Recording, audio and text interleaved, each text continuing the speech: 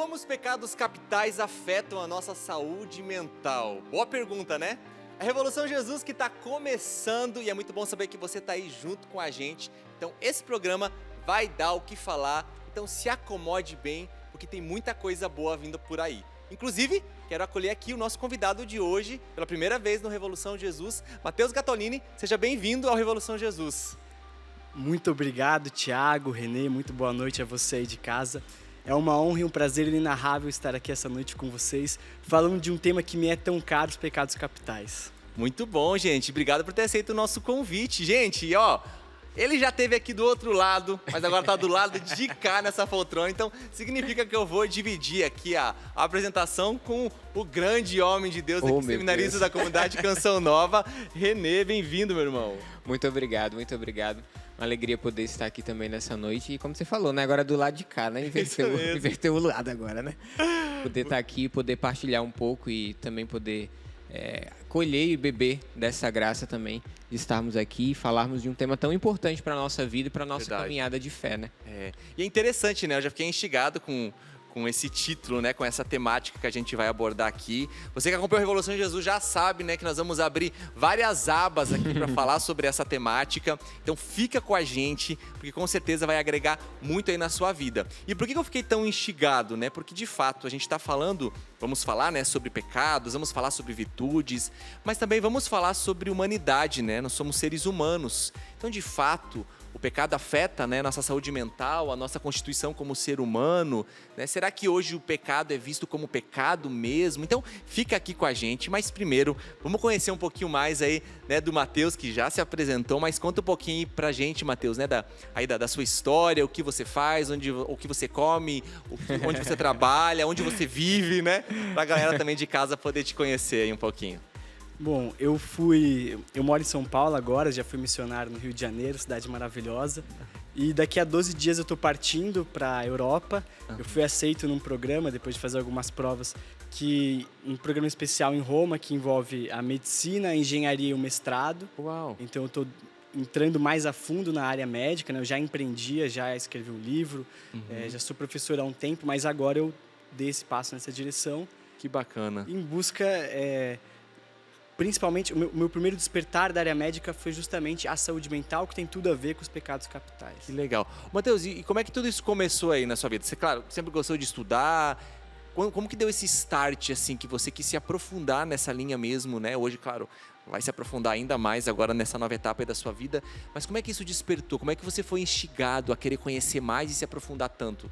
Sobre os pecados capitais. Isso. Então, Ti, eu comecei a ver que a demanda humana sobre esse assunto era muito alta. E as respostas que eu tinha encontrado ali em São Tomás, em Santo Agostinho, ou até mesmo em Aristóteles, eram respostas que as pessoas estavam sedentas em saber, sabe? Então eu comecei a divulgar aquilo no meu Instagram, primeiro nos stories e tal, depois eu montei algumas aulas sobre o tema, até que nesse ano eu publiquei meu livro para perpetuar essas ideias que ajudam muito nessas necessidades que muitas vezes são esquecidas. Quer dizer, às vezes uma dor que a pessoa tem já foi descrita, né, há séculos por São Tomás, não só a dor, não só o vício capital, mas também o remédio.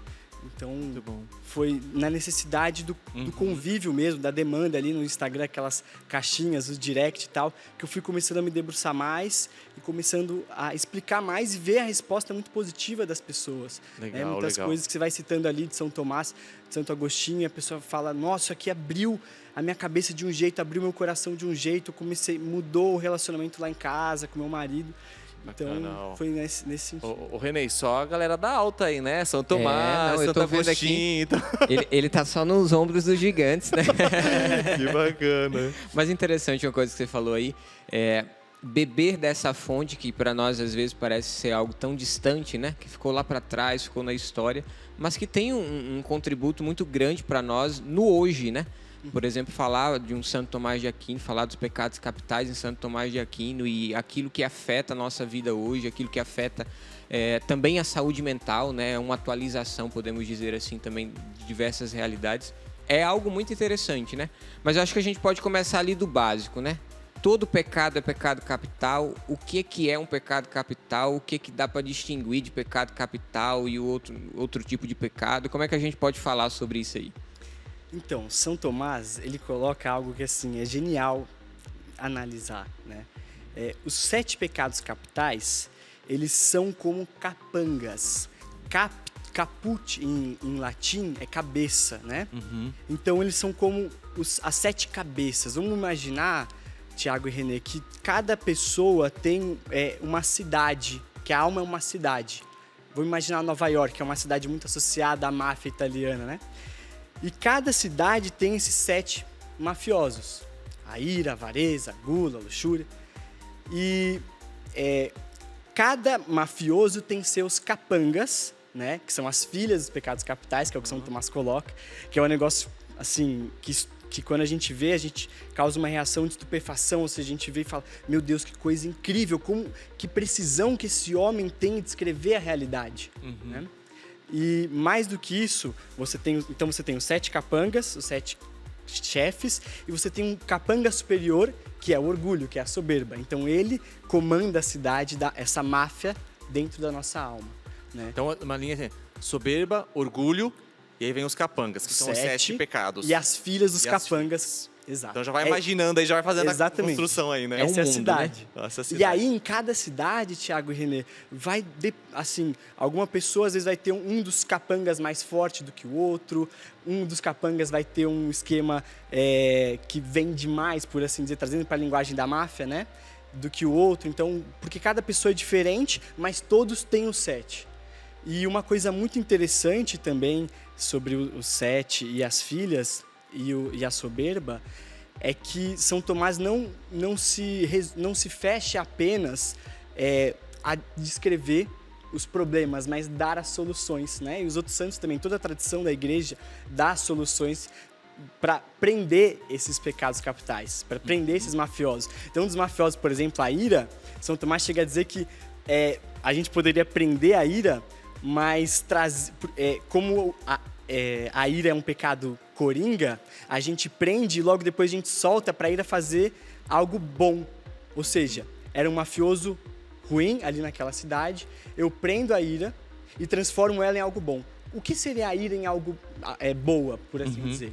A gente precisa de uma certa irascibilidade para buscar os bens árduos, para fazer um bom jejum, para mortificar a carne. Tem aquela garra, né? Ter aquela garra, exatamente. Em outras palavras, ter aquela garra. Então a ira, ela nem sempre é ruim. Então o que você tem que fazer com ela na sua cidade? Pega ela, prende, fica um tempo presa ali, por assim dizer, né? A grosso modo. E depois ela vem para ajudar a cidade, para ajudar a prender outros capangas da máfia. E mais do que isso, Tiago, uma coisa muito maravilhosa é que São Tomás não é injusto dizer que os 7 pecados capitais e suas filhas resumem todo o autoconhecimento negativo.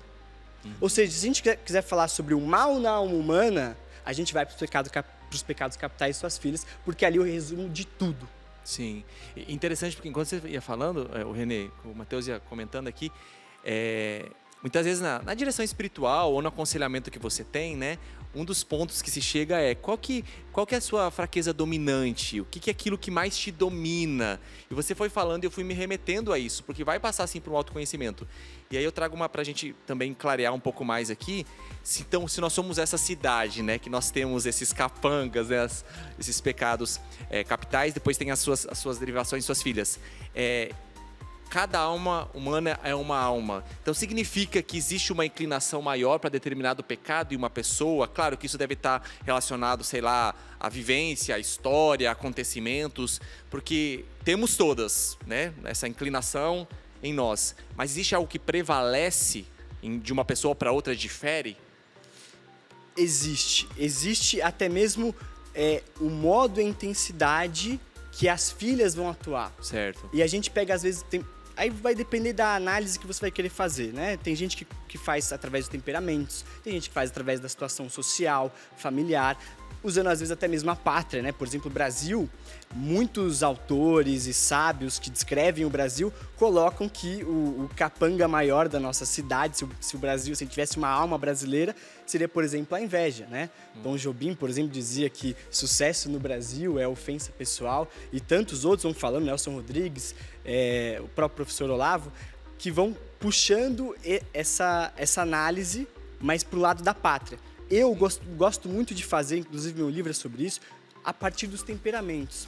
Então, por exemplo, um colérico, ele tem inclinação da ira, às vezes mais forte, né, da irascibilidade, é o fogo, né? Mas isso não significa que ele não pode ser preguiçoso. Só que a preguiça no colérico vai aparecer de um modo e de uma intensidade diferente do que, por exemplo, vai aparecer num fleumático. Né? Então, dá para analisar os pecados capitais sob diversas óticas. Certo. Isso é maravilhoso, porque deixa cada vez mais completo, né? É um assunto talvez infindável. Sim, sim. Pelo que você foi falando para nós aí, e pelo que a gente vai conversando até aqui, então dá para a gente criar como que um estilo de um mapa, né? Exato. Cada pecado ele vai abrindo leque para muitos outros pecados aí também, né? Os filhos, né? Os capangas e os filhos ali. Seria possível a gente delimitar isso daí? Ou, por exemplo, digamos assim, a ira ele tem tantos filhos e desses filhos aqui vai se desenvolver muitos outros, né?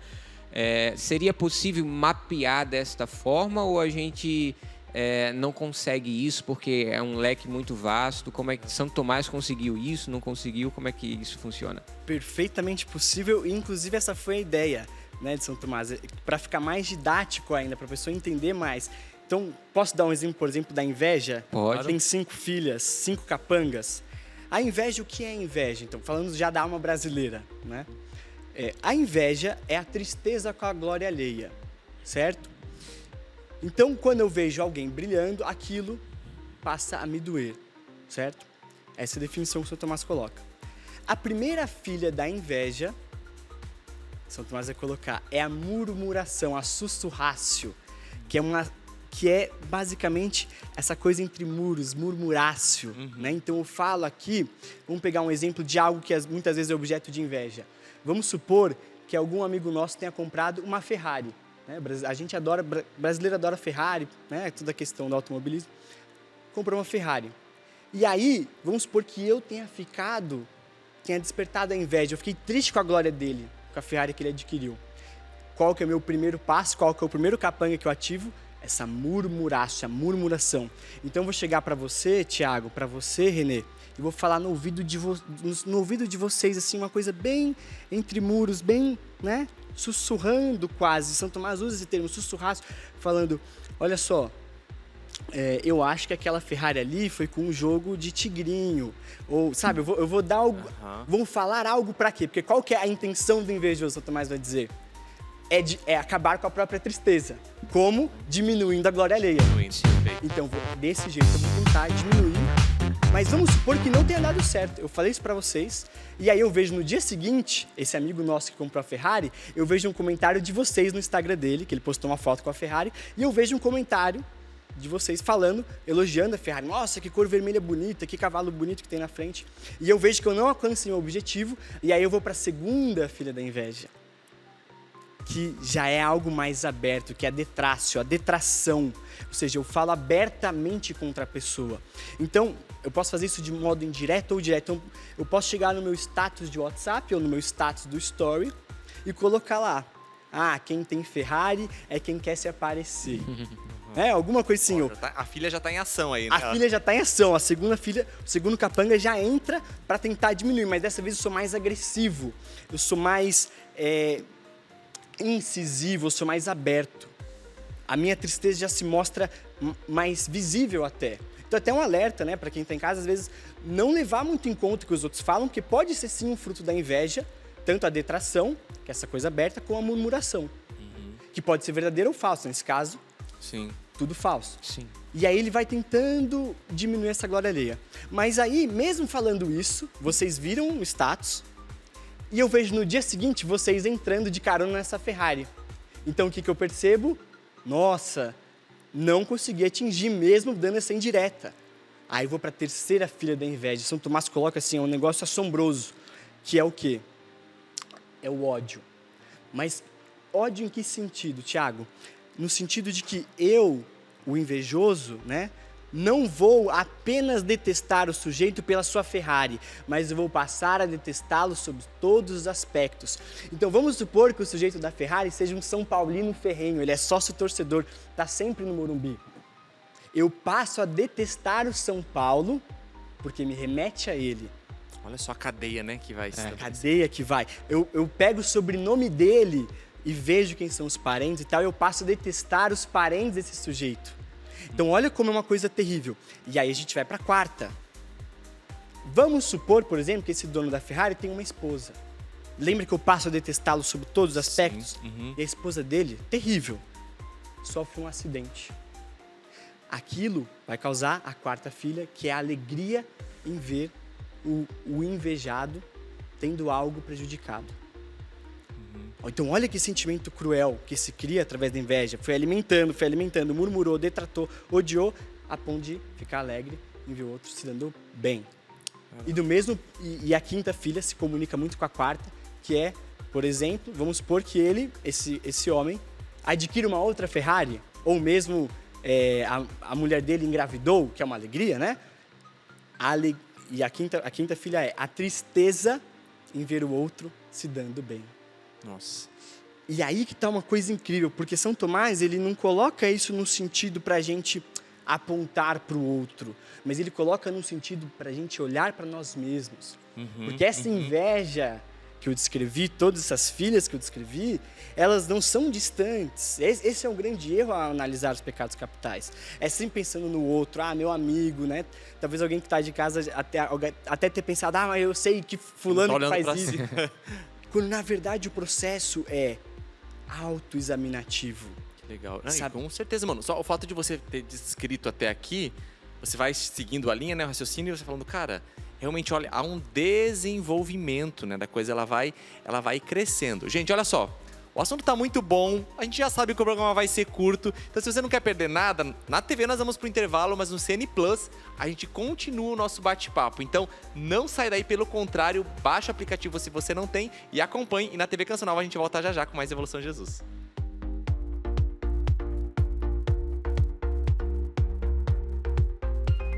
Cara, isso é tão interessante, né, enquanto o Matheus ia falando, porque, de fato, né, quando você começa a olhar para si, começa a perceber isso, você já consegue se posicionar, você já começa a trabalhar essas realidades e trilhar um caminho de ascese, de virtude, daqui a pouco a gente vai entrar na virtude. Mas eu quero levantar uma bola aqui também, interessante para a gente poder analisar, o René junto com o Matheus.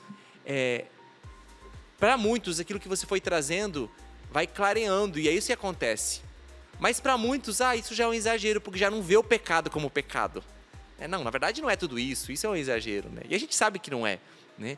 Mas no fundo, a concepção que as pessoas têm de pecado hoje, será que de fato, hoje as pessoas elas já não conseguem, falando da sociedade, não generalizando, mas em grande maioria, já não conseguem ver a maldade do pecado, né? As tristes consequências que o pecado vai trazer, porque o primeiro prejudicado sou eu mesmo, que acabo me afiliando, né, a esses capangas e vou deixando que eles me dominem e tudo mais. Como é que vocês conseguem perceber hoje, olhando no geral, né, na própria sociedade hoje, como que o pecado é encarado? Não estou dizendo que, aqui a gente sabe que antes era mais pecado do que hoje. Não, existiram as derivações até mesmo dos pecados que vão surgir, mas pecado é pecado e sempre foi pecado. Mas como é que o homem consegue ver, como é que a humanidade encara a realidade do pecado, né, a ponto de tomar essa consciência, cara, isso aqui precisa ser combatido. Eu não posso simplesmente dizer assim, tá aí, tudo bem. Como é que vocês percebem isso? Eu acho que vai muito de uma questão de uma formação de consciência também, né? A deturpação do pecado está tão grande a ponto de nós não conseguimos olhar para o pecado e dar nome de pecado, né? Você ia falando aí, por exemplo, questões práticas, né? Questões do nosso cotidiano. A murmuração, ali a inveja que vai aparecendo ali nas pequenas coisas, né? No sussurrar no ouvido do outro ali, algo que eu não gostei, não me agradou, que me despertou uma inveja ali, mas que parece que no cotidiano não é perceptível, né? Por exemplo, essa questão que você foi narrando aí, né? Dos filhos do pecado, da inveja, né? Eu não tinha conhecimento das 5 nesse sentido, né? Mas eram coisas tão normais e tão do nosso cotidiano assim, que se a gente não toma cuidado, a gente não encara isso como um pecado. Não é uma murmuração, é simplesmente um comentário. Um desabafo. Eu estou desabafando, eu estou só comentando, não é uma murmuração, né? Então, isso acaba também, acho que influenciando muito também na nossa consciência e na nossa formação. E claro, querendo ou não, todos nós ajudamos na formação de consciência de outros, né? Imagine um pai que tem uma mentalidade como essa, a educação que vai dar para o filho, né? E o que o filho vai pegar, né? Então, de fato, a imagem de pecado ela está bem deturpada no nosso meio também. Eu acho que tem, de fato, aí uma gravidade muito grande e isso impede muito de se enxergar os pecados capitais e enxergar os pecados no sentido geral, né? No sentido amplo, né? Até mesmo no acusar a consciência para voltar para uma confissão, para voltar-se ali para uma reconciliação. Acho que isso é muito importante, né? E ó, aqui, estamos de volta já pela TV, viu? No intervalo, a gente continua aqui com a temática. Estamos falando aqui sobre os pecados capitais, né? E como isso afeta também a nossa saúde mental. Vamos dar um salto aqui por causa do nosso tempo, né? Mas agora vamos lá. Parece que a gente está falando algo, né, de uma dimensão espiritual. Só que não, porque afeta diretamente, né? Agora, como é que a gente pode linkar de fato, né, Matheus, também aí com a sua experiência aí de estudo? Isso tem a ver o que com a saúde mental? O que afeta, por exemplo, eu deixar que esse pecado se desenvolva, seja ele capital, a capanga ou as suas derivações, né? O que isso me afeta mentalmente? Isso pode comprometer a estrutura de um ser humano, até mesmo aquele ser humano que não crê em Deus, que não é temente a Deus, porque acreditando ou não em Deus, as capangas estão lá dentro, né? Tá tudo lá dentro, né? Na alma humana. Então, o que isso afeta? Que ponto pode isso chegar, né? Vamos lá. Então, olha que interessante. Realmente, existe um ceticismo, às vezes, que a escola impele, né? Algumas escolas mais marxistas, que o pecado é uma concepção feita pela igreja para oprimir e dominar o homem, que a gente sabe que é completamente falsa. E muitas vezes, a título de persuasão, né, a gente precisa mostrar que aquilo é verdadeiro, mesmo que a pessoa não chame da palavra pecado, né, por uma razão pedagógica, talvez, e depois ela vai ver que de fato é um pecado. Então, por exemplo, essa questão da inveja. Olha que coisa fantástica, senhores. Descobriram na Alemanha que quando uma pessoa sente tristeza com a glória alheia, ela tem uma dor física cerebral. Como se estivesse chutando a quininha da cama. Estudos científicos. E as pessoas amam isso, Thiago. As pessoas amam quando você cita que há um estudo científico. E olha só que maravilha. Quem é o criador de tudo é Deus. E então, tudo que a gente fala dentro da igreja, existe um embasamento natural que a gente vê, né? Como, por exemplo, esse negócio do estudo alemão, que tem até um termo em alemão, mas me perdoem que eu não sei dizer o termo, é muito difícil essa língua, que é para esse fenômeno da dor física no cérebro causada pela inveja. Uau. Então, a saúde mental ela tem tudo a ver com os pecados capitais, porque os pecados capitais, eles afetam... Assim, o que é um pecado, senhores? O que as pessoas pensam que é um pecado? O pecado nada mais é do hebraico, né? Vem da origem de errar o alvo. E o que Santo Agostinho vai dizer? Que o pecador, ele está sempre buscando um bem aparente. Deus colocou no coração de cada homem a busca pelo bem. Mas uma pessoa acaba buscando o pecado porque ela vê que aquilo lá parece ser um bem. Aí Santo Agostinho chega a dizer que ninguém é capaz de buscar o mal para si mesmo. Aí você vai falar, Matheus, mas tem gente que busca o suicídio, por exemplo. Tem gente que busca matar as outras pessoas, serial killer. E eu digo, Santo Agostinho descreve essas situações, essas exatas que eu falei, do serial killer e do suicídio, e ele coloca que mesmo nessas situações, o sujeito do suicídio, por exemplo, ele estava buscando um bem mais aparente, ou seja, só tinha aparência de bem, que é, ora, se eu acabar com a minha vida, eu acabo com meus problemas. E no caso do serial killer, o bem aparente a aparência de bem que ele tem naquilo é se sentir poderoso, se sentir prazer com ceifando aquelas vidas, ou às vezes sentir um justiceiro, né? Tem muitos filmes que retratam o serial killer justiceiro, como o filme Seven, dos 7 Pecados Capitais, do Brad Pitt e do Morgan Freeman, que é um filmaço, né? Que fala muito sobre esse tema. Como é o nome do filme? É Seven, os 7 Pecados Capitais. Seven. E que tem essa toada, né, do serial killer justiceiro. Eu estou acabando com a sua vida porque você é guloso, porque você é invejoso e tal. Então, é bem interessante essa construção dessa narrativa. Então, assim, quando a gente entende que pecar é errar o alvo, a gente precisa entender que, beleza, como eu faço para não errar o alvo? E aí você busca a sabedoria dos maiores santos, Porque eles viveram uma vida sem errar o alvo, ou quase não errando, ou melhor dizendo, errando o alvo, mas consertando e acertando no outro, né? Se a gente pensar em arco e flecha, acertando na outra flecha. Então, o próprio homem que pensa que o pecado não existe, está errando o alvo. Pecando, né? Mas porque ele acha, muitas vezes, isso que eu falei da escola, que é uma forma de dominação. Então, qual é o nosso trabalho como cristão? É ajudar o outro, não de forma prepotente, não de forma com uma superioridade moral, mas é ajudar o outro a mirar melhor.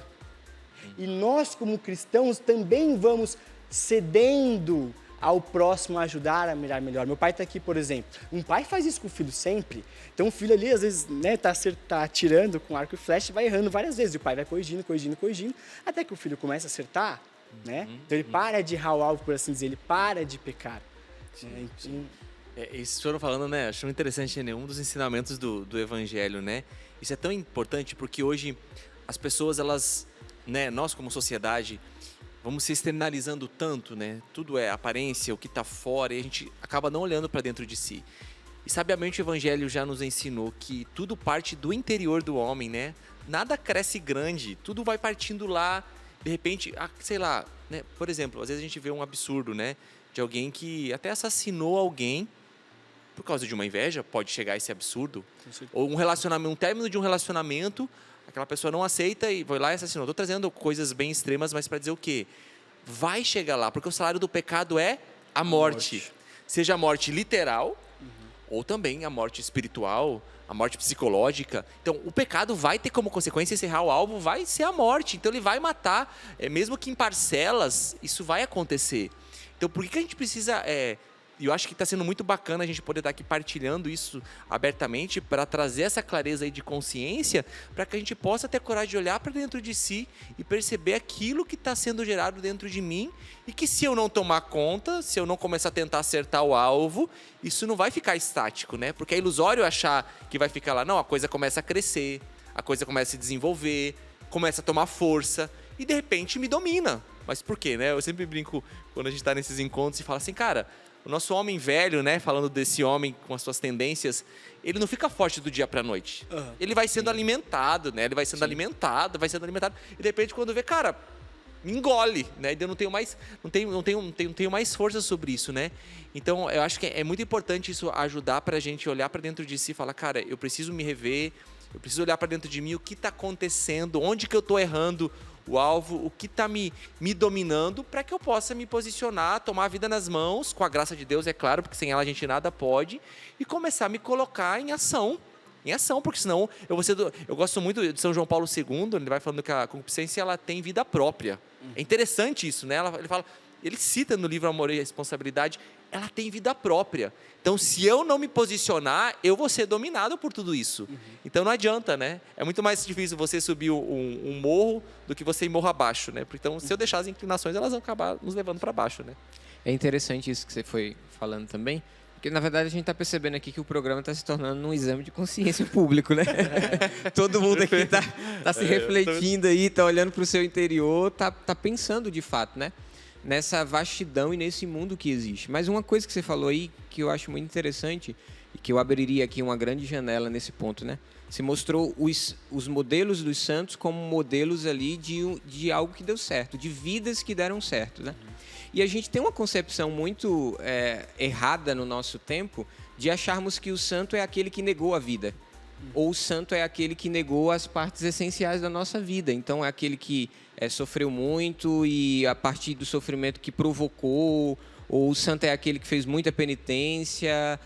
O santo é aquele que largou uma vida de pecado, mas que sofreu muito por causa disso. Às vezes, a gente apresenta a santidade com uma caricatura triste ali dessa realidade. Mas pelo que você foi falando aí também, muito pelo contrário, né? Parece que o santo, ele cada vez que vai se tornando mais santo, ele vai se tornando também mais humano, no sentido de que ele vai acertando o alvo, né? O alvo daquilo que Deus criou, daquilo que Deus foi apontando, né? A originalidade de cada coisa, né? Deus criou isso para isso, o bem verdadeiro é esse, não é um bem aparente, não é um bem falso. Não, isso aqui é o verdadeiro bem da intenção, uma reta intenção nas atitudes, nas ações. Então, essa realidade da santidade ligada à humanidade, eu acho que ela é muito interessante ser tratada aqui também. E eu queria que você falasse um pouco também, pudesse entrar um pouco nessa realidade também. Porque a gente vê dentro da vida espiritual um caminho de ascese, um caminho de crescimento, um caminho de espiritualidade, que aí a gente já abre um grande leque, né? Quando se fala dos pecados, o próprio Santo Tomás de Aquino é mestre em escrever isso na Suma Teológica, né? Ele também fala ali de um tratado de virtudes, que combate a esses pecados também, né? Então, de certa forma, ele não só mostra o alvo errado, mas ele também aponta ali o alvo certo, né? Como é que a gente pode mergulhar um pouco mais nisso aí? Então, uma coisa fantástica disso, né? É que o santo, ele tem a completa noção. Assim, São Francisco tem uma história que ilustra bem isso. Ele viu um homem numa carroça sendo ser condenado à morte por ter cometido um crime atroz. E os irmãos franciscanos pegam São Francisco chorando, porque São Francisco disse: se não fosse a graça, seria eu. Quer dizer, o santo, ele tem essa noção humilde de saber que Deus está dando uma mão para ele e que ele também tem as inclinações do pecado original, né? Mas é belo ver isso, porque muitas pessoas às vezes têm medo, por exemplo, de uma confissão, né? Embora nem todo padre seja santo, o padre é um servidor do Cristo e que muitas vezes, né, quase sempre está buscando a santidade. E ele também, analogamente a que São Francisco fez, ele também vai ouvir a confissão sabendo disso, sabendo, olha, eu estou aqui para receber sua fraqueza, seu arrependimento, né? Mas para te dar a absolvição e assim você reencontrar a alegria, porque esse é o ponto fundamental que o mundo muitas vezes tenta fazer a gente pensar o contrário. É como a raposa e as uvas, né? A raposa, ela tenta pegar a uva, ela não consegue, o que ela começa a fazer? Ela desdenha da uva. A uva estava brilhosa, estava, geladinha, a uva estava roxinha. Ela tentou pegar, não conseguiu. Aí ela vira as costas e fala: eu nem quero essas uvas, elas não estão maduras mesmo. Então o mundo muitas vezes faz isso com a virtude, né? A virtude, ela brilha. Nosso Senhor fala, né? Precisa colocar a beleza em cima de um candelabro, né? Quer dizer, que a vossa luz brilhe diante dos olhos. E a vida com Cristo, a vida na virtude, ela é felicíssima. Porque a gente tem aqui um quarteto unido. A gente tem o bom, o belo e o verdadeiro. E, por último, a felicidade. Uma pessoa, por exemplo, que vive um pecado, né? Que vive o bem aparente, por exemplo, aquele lá do serial killer. Ou seja, ela vive o mal, a falsidade, porque é um bem aparente, ou seja, aquilo lá não é concretamente, substancialmente nada de bom, né? Que vai agradar de fato, né? Aquilo lá, ou seja, não é bom, não é belo, não é verdadeiro e é triste. Vai culminar numa tristeza. Enquanto a pessoa que vive o bom, né, a busca pela virtude, o bom só pelo simples fato de ser bom, ainda que custe a vida, como mostram os santos, já basta. São Kolbe, por exemplo, ele buscou ser bom no último momento ali. Ele deu a sua vida para um pai de família. Ele absolveu os seus algozes enquanto ele morria. E aquilo bastava. Porque aquilo é verdadeiro, em primeiro lugar, o Cristo, a absolvição, o sentimento de estou indo para o céu, né? É belo, né? Os nossos olhos se enchem de lágrimas vendo a história de um herói como São Kolbe. E por fim é feliz, não só aqui na Terra, mas da felicidade eterna, né? Então a gente vê um São Kolbe e a gente entende que vale a pena viver o bem, porque o preço do bem é bom. Perfeito. E o contrário, como você dizia, né? O mal, olha o que os antigos vão dizer, a gente não precisa ficar muito preocupado com os nossos detratores, né? Porque já está escrito, o mal é pago com o mal, não há fruto no mal, não há fruto no mal. A consciência, ela pesará. Não foi nenhum cristão que disse, Cícero, né, um orador romano, ele já dizia que existe uma lei natural escrita no coração do homem. O homem pode ser daqui do Brasil ou pode ser lá do Tibete, ele tem uma noção da lei natural do que é bom e do que é mal. Já está impresso nele. Já está impresso nele. E Deus contempla muito aqueles que tendem para o lado bom do coração e não para o mal. Mesmo que ainda não conheçam a Cristo. Existe uma tribo, por exemplo, na Patagônia, que não conhecia Cristo, mas eles viviam a lei natural, eles viviam as inclinações boas do coração. Então eles viviam a monogamia, eles tinham leis contra o roubo, contra o assassinato, contra as coisas do mal, né? E promoviam o bem, a família e tudo mais. E por esse motivo, o Espírito Santo, de alguma forma, soprou ali naquela aldeia, antes do Evangelho chegar lá, que chegariam homens de preto, assim como o nosso Renê está, levando aquilo que faltava a eles. Uau. Então, quando os sacerdotes chegam a esse povoado de bom coração, o que acontece? Eles já ajoelham e já recebem o batismo. Ali uma tribo perto da Patagônia. Forte. Quer dizer, o bem está acessível ao coração de todo homem. E mais do que isso, senhores, Deus desenhou todo homem para o bem. Uau, gente, olha, é um exame de consciência que está acontecendo aqui, comunitário, né? Não tem como a gente negar isso e é tão belo, porque tudo isso vai nos provocando, porque a nossa alma anseia por isso, a nossa alma anseia por essa sese, por essa liberdade que essa luta contra os pecados, né? Os pecados capitais e todos os seus afiliados aí, né? Como que essa luta ela vai trazer essa insatisfação, ela vai trazer felicidade, porque na verdade nós estamos vendo de coisas que, estamos falando de algo que nos habita, mas que não nos pertence, né? Porque nós, na nossa originalidade, nós não fomos feitos para isso, né? Isso veio depois do pecado original. Então sabe aquele corpo estranho, né, que está dentro de você, está ali, né, alojado, mas é um corpo estranho. Então ele quer ser expelido, ele está ali, sugando, apropriando, né, um hospedeiro mesmo que está, né, usando uma outra comparação aqui. Mas vai ser expelido, né? E quando você vai vendo o crescimento, a santidade, né, dos grandes homens e mulheres de Deus, de fato você vai percebendo como isso foi expelindo, como isso foi diminuindo.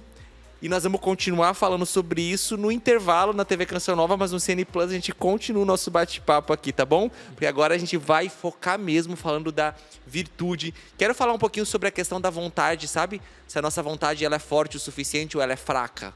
E o que a gente faz para trabalhar na vontade para começar a combater tudo isso? O intervalo na TV é rápido, mas no CN Plus a gente não para.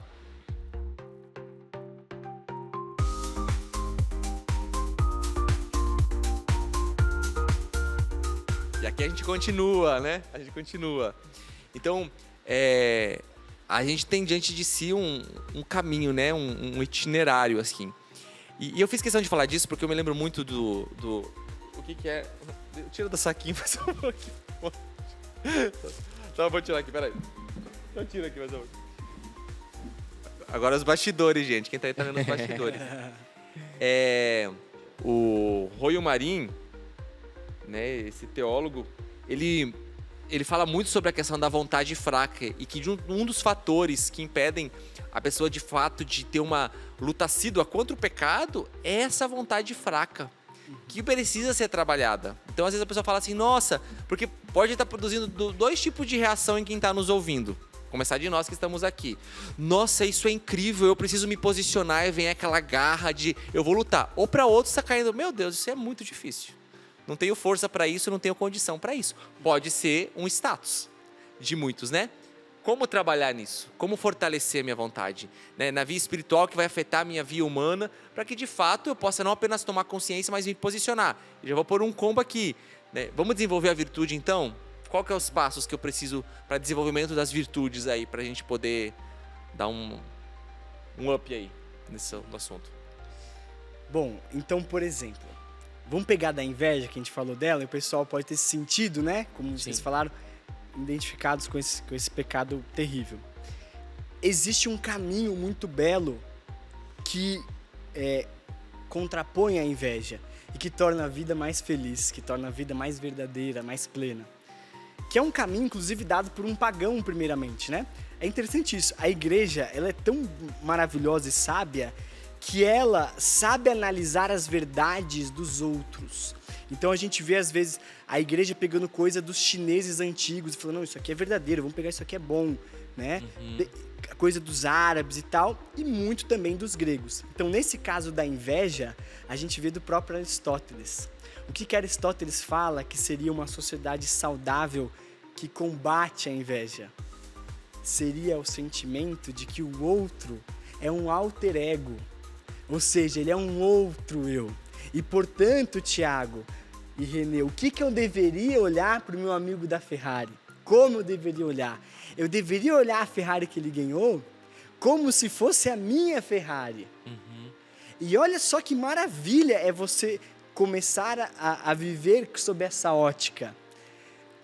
Por exemplo, uma vida só, se a gente preencher uma vida de conquistas, talvez não tenham muitas.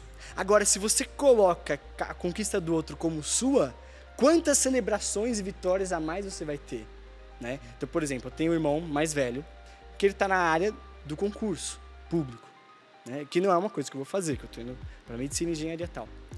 Então, eu nunca poderia, na minha vida, celebrar a minha aprovação no concurso. Mas por ele ter sido aprovado, e quando ele vem com a notícia para mim, os meus olhos se enchem d'água e de alegria, porque eu vi o esforço que ele fez por ter passado no concurso. Eu celebro aquela aprovação como se fosse minha. Sim. Então, olha que belo que a sociedade vai se tornando. Né? A própria igreja tem esse conceito muito forte no corpo místico de Cristo. Um é com o outro. Um vai dividindo as alegrias, multiplicando as alegrias, né? Olha que poético, multiplicando as alegrias e dividindo as tristezas, no sentido matemático, né? Então, quando a gente começa a olhar para o outro como um alter ego, a nossa inveja vai se diluindo e a gente vai vendo que vale a pena olhar para o outro como um outro eu, porque eu consigo ser mais feliz, eu consigo celebrar mais conquistas, eu consigo viver mais vidas como se fosse a minha própria, né? Como se fosse a minha própria. Uau, olha, já de volta já aqui na TV Canção Nova, o assunto, como você percebeu, não parou. Então você pode acompanhar todos os programas do Revolução Jesus, que inclusive estão no Spotify, viu? Então você pode acompanhar os áudios, é claro, desses programas aqui que estão rolando na TV Canção Nova. Ou no próprio CN Plus, temos todos os programas lá disponíveis para você. Além disso, um arsenal, gente, de tanto conteúdo, mas de tanto conteúdo rico que vai agregar na sua vida, como esse que nós estamos trazendo aqui. Pregações, programas da TV Canção Nova, temos lá uma categoria musical. Então, se você ainda não baixou o aplicativo do CN Plus, aproveite porque é de graça e sempre será. Esse é o slogan. CN Plus, para você ficar por dentro de tudo e poder estar acompanhando. Eu quero saber, pra gente continuar aqui o assunto, nossa, eu queria trazer outras abordagens do Renê, mas você é o que vai continuar agora. Deixa eu só te presentear aqui, Matheus, com esse livro aqui. Eu, particularmente, não gosto de dar coisas quando são minhas assim, fico envergonhado. Mas tá aqui que foi o que a produção deu. Então, esse aqui é um presentinho pra você, a Estreiteza do Discipulado e do Segmento, tá bom? Vou entregar pra você aqui, licença. E eu quero entregar esse livro como presente nosso aqui, né? Esse livro fala um pouco aí de discipulado e tal. O autor é mais ou menos, mas a capa é legal pra enfeitar a estante. Então, você aproveita aí. Mas eu quero que você aproveite para falar um pouquinho que você citou pra gente do seu livro. Que livro é esse, onde o pessoal pode encontrar, que você citou aí várias vezes. Então, já deu pra você perceber, né, que o Matheus, claro, a gente está focando em um assunto aqui, mas ele é perito, então eu quero que ele traga também um pouquinho sobre esse livro e com certeza você ficou instigado em querer acompanhá-lo mais e ele também vai trazer aí o perfil dele para você poder seguir e se aprofundar em todo o conteúdo vasto aí que ele tem exposto e com certeza tem agregado muito na vida das pessoas. Mas começa aí pelo livro, vai lá. Então, o meu livro, na verdade, ele esgotou nos lançamentos e eu não fiz outras levas. Certo. Algumas editoras... Então agora vai ser a provocação para isso. Vamos ver. Pode ser.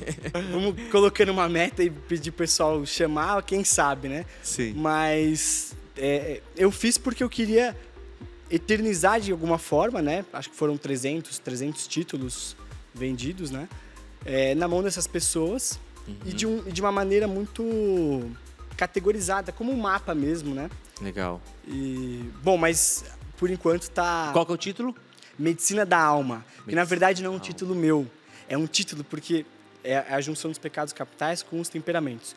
E quem usava essa abordagem no itinerário espiritual era, na verdade, o fundador da Companhia de Jesus, era, na verdade, Santo Inácio. Então, ele fazia a direção dele baseada nesses dois princípios, os temperamentos e pecados capitais. E a Companhia de Jesus é justamente companhia, não é no sentido de não é uma coisa infantil, mas é no sentido militar. Os militares usam companhia no sentido de batalhão. E a Companhia de Jesus era o batalhão, a elite da Igreja Católica no apostolado, no discipulado, na evangelização. Então eram pessoas muito grandes. Inclusive uma delas, que a gente falou da beleza, né, da virtude, da tristeza do pecado, era São Francisco Xavier. E assim, Santo Inácio chamava muitas vezes os alunos Ele via, assim, pessoas que tinham muito potencial humano, natural.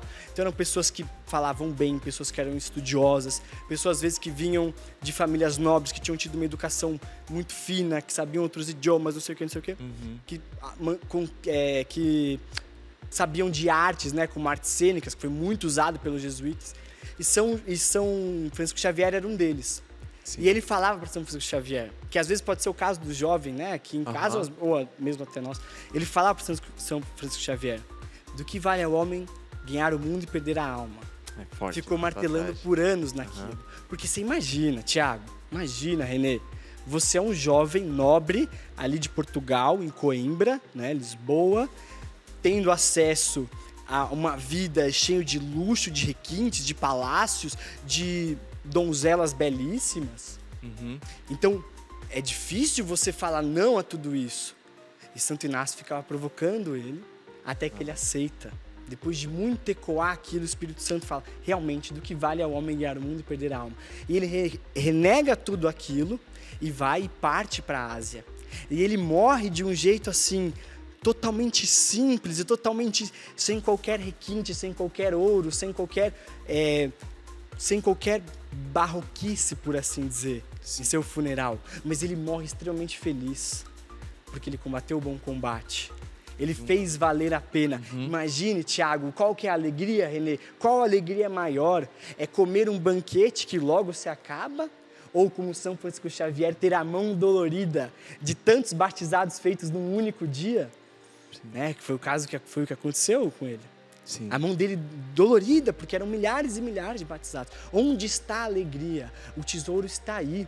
Ele encontrou, né? Encontrou. Eu falei de São Kolbe, né? Um detalhe, mas eu acabei a história não fechou. O que aconteceu? Quando ele foi pelos nazistas, quando ele foi a pena de morte dos nazistas, que ia ser por injeção, né? Olha que nobreza de alma, olha que morte feliz. Lembra de ver o outro como outro eu? Então, o católico, ele vive os tesouros da fé, certo? A gente vive os sacramentos, a gente vive a vida de oração, isso tudo é maravilhoso. Mas ele também tem o desejo ardente de trazer o outro para essa realidade, para essa riqueza. E até no último instante, São Kolbe fala, para quem estava injetando a injeção letal, que é matá-lo, ele fala, enquanto você me mata nesse braço, eu te absolvo e abençoo com isso. Quer dizer, isso é beleza, Tiago e Renê, isso é maravilhoso, isso é a felicidade. Quer dizer, nós somos criados para coisas muito mais nobres e belas do que a gente é fomentado na nossa vida. É muito pouco, né, quando você para naquilo que, claro, esse mundo Deus nos criou, e agora quando eu tô falando de mundo, eu não estou falando do mundanismo, eu estou falando do mundo criado que Deus nos deu para usufruí-lo. Mas existe algo tão mais excelente, tão mais elevado ao qual nós somos chamados, e quando você vê a vida dos santos, de homens que foram virtuosos, né? Tanto que um santo, para ser santo, precisa se identificar as virtudes heróicas, né? Enfim, eu quero trazer um ponto aqui, mas só deixa eu dizer uma coisa pra você. É muita coisa, viu, gente? O tempo já tá acabando, eu queria perguntar. Nossa senhora, qual que é o seu perfil de Instagram, Matheus? Isso. É @Matheus Gattolini, tudo junto. @Matheus Gattolini. Então eu quero lançar aqui, inclusive, uma campanha pra gente provocar o Matheus. Como acabou o livro, então você entra lá no direct e diga assim, eu quero o livro, eu quero o livro, eu quero o livro. Manda nos comentários que ele vai dar um jeito, ele não vai deixar você sem resposta, viu? Porque o livro é instigante. Então vamos lançar a campanha, entra aí, @Matheus Gattolini, tá aparecendo aqui no GC. Porque uma coisa, Renê, você queria falar o quê? Fala, senão eu vou falar outra coisa aqui. Não, já deu pra perceber que o programa, na verdade, teria que ser uma série, né? Uma série, muita coisa, porque gente. Um programa não dá conta, né? É verdade. Então é muita coisa, né? Mas eu queria partir para algo mais prático do que a gente já tá tratando aqui nesse sentido, né? Você deu aí a dica do seu livro, você deu grandes autores aí que a gente pode aprofundar. Você deu pra gente aí o seu perfil, que tenho certeza que tem muita coisa lá que a gente pode beber e pode tomar conhecimento também. Mas nem todo mundo tem um Matheus para levar para casa para poder esclarecer tudo que a gente está vivendo e falar tudo sobre essa realidade dos pecados capitais em ligação com a saúde mental. Como é que as pessoas podem fazer, aquele que está lá no mundo, aquele que está lá na realidade do seu trabalho, que está ali na labuta, que está ali no seu esforço diário, como é que ele pode fazer para tomar conhecimento dessa realidade? Porque Uma coisa aí que você foi falando e que vai deixando a gente meio que de boca aberta aqui também, é perceber que santos e filósofos, muito tempo atrás, né, idades antes de Cristo, Aristóteles, por exemplo, ali, né, Cícero, que você citou também, são grandes renomes aí que a gente estuda, por exemplo, na filosofia e tudo mais, abordaram temas, né, como esse, né, a ética Nicômaco, por exemplo, né, são temas muito abordados em relação à virtude e tal e tudo mais, né. Então, a gente vê um tesouro que vai sendo esquecido ao longo da história. A gente vê um Santo Tomás de Aquino que não é explorado, talvez, nesse campo, né? Nessa vastidão, né? Como é que a gente pode fazer para tomar conhecimento disso? Digamos que uma pessoa que está ali na labuta e que não tem ali um diretor espiritual que esclareça diante disso. Está vivendo, está condicionada a enfermidades mentais até mesmo, está ali numa saúde mental completamente conturbada por conta da realidade dos pecados capitais, mas ela não tem conhecimento. Como é que a pessoa pode tomar conhecimento disso e como é que ela pode trabalhar isso também? O que ela precisa? Ela precisa buscar quem? Ela precisa buscar ajuda aonde? Para que ela possa encontrar esse tesouro que, pelo que você foi falando também, foi a sua experiência, né? De que encontrou e a partir disso fez a experiência de querer levar outras pessoas também a tocar nisso, né? Eu acho que a melhor coisa que a gente pode fazer, primeiro, é nós que sabemos tentar chegar neles. E de uma maneira que a gente não esteja pesando neles, mas compartilhando um tesouro. São João Bosco tinha uma frase maravilhosa, que foi um grande apóstolo de Cristo, né? A maior obra hoje da igreja são os Salesianos, que é de Dom Bosco, né? Ele falava o seguinte: para a gente evangelizar, a gente precisa falar da feiura do pecado e da beleza da santidade. Então, a igreja, quando ela faz as canonizações, ela deixa toda essa teologia difícil de São Tomás, né? Às vezes a filosofia ali, ente, essência, ser, de Aristóteles e Platão, não sei o quê. Ela deixa tudo isso, todos esses conceitos que são abstratos de uma forma prática. Então, a meu ver, o melhor método é justamente propagando a vida dos santos, a exaustão dos telhados. E não só os santos canonizados, mas os nossos heróis, muitas vezes, que às vezes estão em processo disso. Homens virtuosos, né? Virtuosos, como por exemplo, Monsenhor Jonas. A gente tem várias pessoas aqui mesmo no Brasil que viveram uma vida muito virtuosa. A gente tem causos que a gente pode contar para as pessoas que vão ficar assim maravilhadas com aquilo, vão querer fazer aquilo, repetir aquilo. Então acho que essa é a melhor solução para o povo. É propagar os santos. Os santos são tão belos, eles viveram uma vida tão frutuosa, que ecoa tanto. São tantas histórias assim do dia a dia mesmo, de ensinamento de perdão, sabe? E que são tantos santos, são dezenas de milhares de santos, que não vai faltar um bom exemplo para a pessoa. Perfeito. Então eu acho que esse é um grande caminho. A gente, pro povo, assim, às vezes que é um pouco mais simples, que não teve muito estudo, é propagar a vida dos santos, porque ali está a encarnação de toda essa teoria que a gente está falando, da virtude, né? Então, sim. Por exemplo, a gente pega a questão do outro eu. A gente tem o São Marciliano Kolbe. A gente pega a questão da ira. A gente tem São Francisco de Sales, que o que ele fazia quando ele se sentia irado, né? As pessoas viam, ele era um colérico, as pessoas achavam que ele sempre foi muito manso, porque ele era doce, ele era um homem doce, né? E aí quando foram ver a escrivaninha dele, acharam tudo aquilo arranhado, porque ele descontava a cólera, a ira dele ali, ele canalizava, por assim dizer, ali. E uma dica que a gente pode fazer hoje é canalizar nos esportes, né? Ou mesmo para ira, a gente pode ter um ritmo circadiano bem ordenado, porque isso vai ajudar no nosso cortisol, que é esse hormônio de estresse, e vai regular muitas vezes. Então, muita coisa que é, às vezes, fisiológica, pode ajudar também, né, de uma maneira primária. Eu tenho uma pergunta aqui, gente. Você deve gostar de desafio, né? Então, bora responder em 1 minuto e meio. Pode ser? Pode perguntar, bem complexo. Sabe por que eu acho muito importante? Eu nem vou entrar, só vou abrir uma aba aqui para surgir curiosidade. Eu queria que nós entrássemos um pouquinho para diferenciar as virtudes humanas das virtudes sobrenaturais. Não vai dar tempo, mas seria muito interessante. Fica para uma próxima. Só para te instigar, para você também buscar estudar. Mas assim, uma coisa muito interessante, né? Nós sabemos que é graça. Então, para crescer na virtude, nós precisamos de esforços humanos, disposição e esforço humano, mas também graça espiritual. Eu acho que você começou a trazer isso, Mateus, e de maneira bem concreta, como você já está fazendo, sinaliza aqui, né, o que humanamente eu faço, por exemplo, para crescer numa virtude, mas também como eu busco espiritualmente para me desenvolver nisso, porque é uma combinação perfeita para que a virtude seja desenvolvida. 3, 2, 1, vai, 1 minuto e meio. Pedir a Deus. Então, a gente precisa entrar na amizade com Ele através da vida sacramental, se confessando, né? Porque, senão, quando a gente não está em estado de graça, a nossa amizade com Deus foi rompida. Então, o primeiríssimo passo é volte à amizade com Deus e peça, porque pedir e você será aberto. O perdão mesmo, por exemplo. A gente não é capaz do perdão por nós próprios, mas a gente pedir para Deus, Senhor, me dê a capacidade de perdoar, a gente vai perdoar o nosso maior algoz e com alegria ainda por cima. Sim. A gente vai morrer beijando a nossa cruz, mas por nosso esforço não tem como. Então, é entrar no estado de graça e pedir.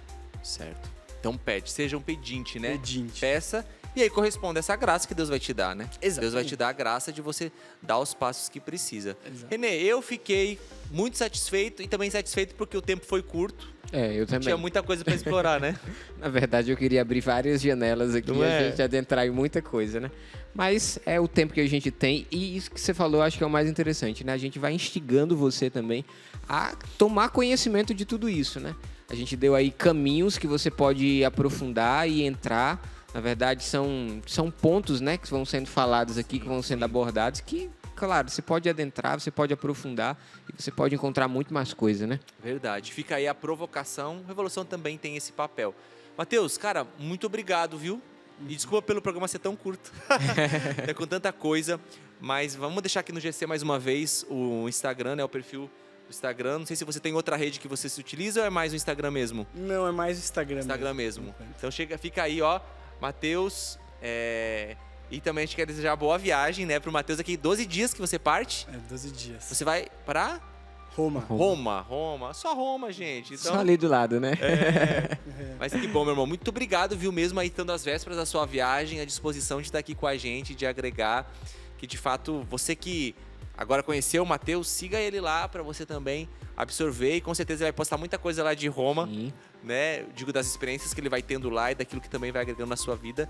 E Deus abençoe a sua jornada. E testemunho, cara, é muito nítido perceber em você a vivacidade com que você fala, porque não foi uma teoria apenas absorvida, mas é uma vida aplicada, né? É alguém que foi alcançado, então você transborda isso na tua fala. Então, muito obrigado por não reter isso e por compartilhar.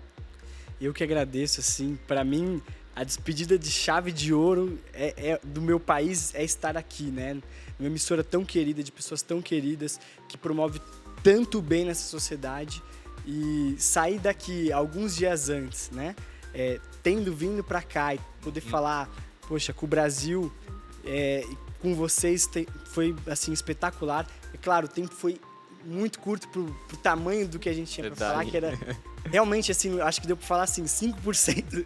Sim. 5%, mas eu vou atender o pedido, eu vou dar um jeito também de disponibilizar o livro. Isso aí. Eu acho que não tem como Legal, falar não isso depois mesmo. desse momento tão incrível. E agradeço de coração, o que vocês precisarem, podem contar comigo sempre, é só chamar lá. Ótimo, E Foi obrigado. um prazer inenarrável. E a gente se vê aqui no Brasil, quem sabe em Roma. Quem sabe? Pronto, já vocês vai estão em Roma. A Canção Nova tá em Roma. Tem a tá em Canção Roma, Nova em Roma lá. Vou deixar que eu vou tomar um café com vocês. Isso. Renê, cara, obrigado, viu? É Eu só que o começo agradeço. de uma longa história aqui no Revolução Jesus do Renê, viu?